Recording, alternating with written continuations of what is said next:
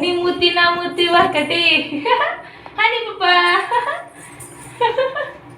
అన్నట్టు తీరా డ్యాన్స్ బాగా కొడతా హనీ ఇలా సింపుల్ చేసేది అయిపోద్ది అన్ని డ్రెస్సులు అలా హనీ పాపా హనీ పాపా హనీ పాపా హనీ నీ మూతి నా మూతి ఒక్కటి ఇదే కలర్ అమ్మది